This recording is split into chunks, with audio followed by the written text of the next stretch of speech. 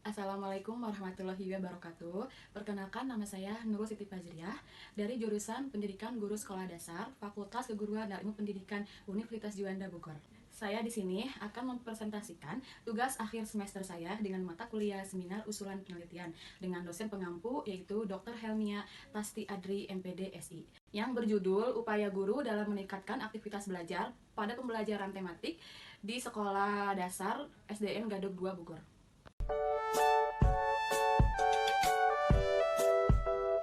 Daftar isi. Bab 1 pendahuluan. Poin A latar belakang masalah, poin B batasan masalah, poin C tujuan penelitian, dan yang terakhir poin D yaitu manfaat penelitian. Bab 2 kajian pustaka. A. Deskripsi konseptual, fokus dan subfokus penelitian. B. Hasil penelitian yang relevan.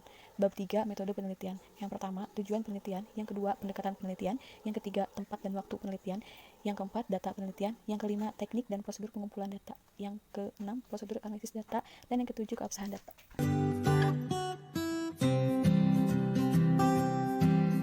Latar belakang masalah. Guru sebagai pendidik profesional mempunyai citra yang baik di masyarakat apabila dapat menunjukkan kepada masyarakat bahwa ia layak menjadi panutan atau teladan masyarakat sekelilingnya. Guru juga merupakan unsur aparatur negara dan abdi negara. Karena itu, guru mutlak perlu mengetahui kebijaksanaan-kebijaksanaan pemerintah dalam bidang pendidikan, sehingga dapat melaksanakan ketentuan-ketentuan yang merupakan kebijaksanaan pemerintah dalam bidang pendidikan tersebut. Lalu, pendidikan adalah proses pembelajaran. Proses pembelajaran itu meliputi aktivitas guru dan aktivitas siswa. Pelaksanaan proses pembelajaran menuntut guru untuk memperhatikan perbedaan individual siswanya, yaitu pada aspek biologis, intelektual, dan psikologisnya. Oleh karena itu, tampaklah dua posisi subjek di mana guru bertindak sebagai pihak yang mengajar sekaligus pemegang kunci keberhasilan proses pembelajaran, sedangkan siswa adalah pihak yang belajar untuk mendewasakan diri. Rumusan masalah. Berdasarkan latar belakang yang telah ditemukan di atas atau di slide sebelumnya, maka rumusan masalah dalam penelitian kualitatif ini adalah 1. Bagaimana upaya guru dalam meningkatkan aktivitas belajar pada pembelajaran tematik siswa kelas 5 SDN Gadug 2 Kabupaten Bogor. Yang kedua, apa saja faktor penghambat guru dalam meningkatkan aktivitas pada pembelajaran tematik siswa kelas 5 SDN Gadug 2 Kabupaten Bogor. Dan yang ketiga, apa saja faktor pendukung guru dalam meningkatkan aktivitas belajar pada pembelajaran tematik siswa kelas 5 SDN Gadug 2 Kabupaten Bogor. Batasan masalah. Berdasarkan pada identifikasi dan rumusan masalah secara umum, maka penulis membatasi masalah pada penelitian ini, yaitu pada siswa kelas 5 sekolah dasar semester 1 di SD Negeri Gadug 2 yang beralamat di Jalan Raya Puncak Gadug, Bogor.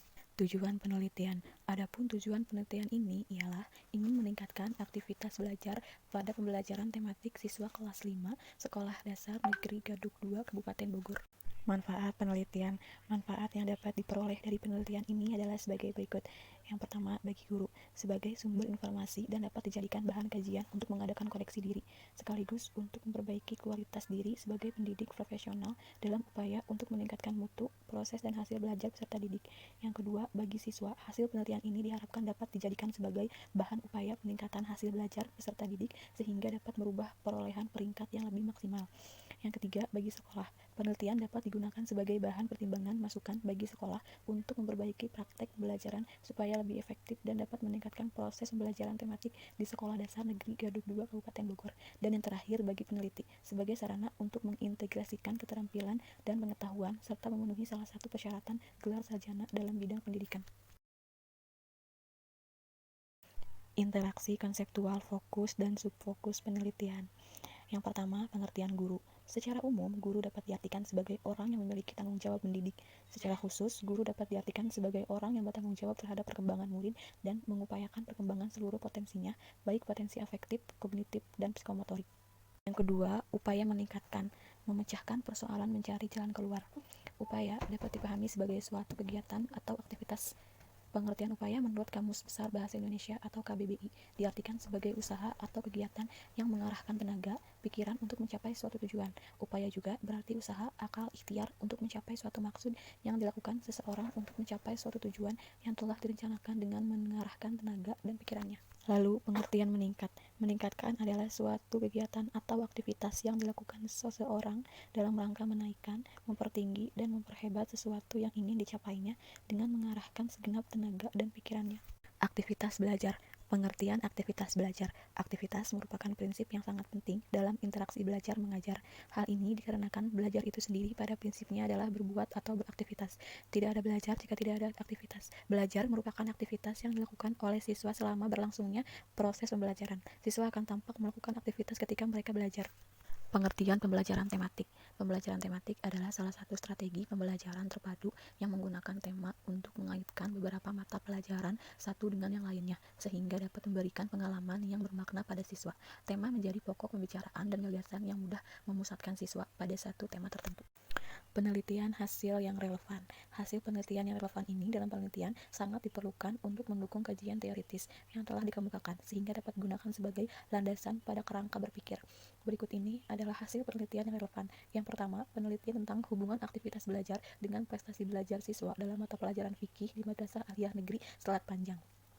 Lalu, penelitian ini dilaksanakan oleh salah satu seorang mahasiswi program studi PAI yang bernama Wahidah dengan NIM 1011101952. Ia menyimpulkan bahwa terdapat korelasi antara aktivitas belajar dengan prestasi belajar siswa dalam mata pelajaran fikih di Madrasah Aliyah Negeri Selat Panjang. Ia menyimpulkan bahwa semakin tinggi aktivitas belajar, maka semakin tinggi pula prestasi belajar siswa. Yang kedua, penelitian tentang evaluasi pembelajaran tematik dilihat dari hasil belajar siswa. Penelitian ini dilakukan oleh Muhammad Abdu, Nugroho, dan Iskandar, jurusan Teknologi Pendidikan, Fakultas Ilmu Pendidikan, Universitas Negeri Semarang, Indonesia.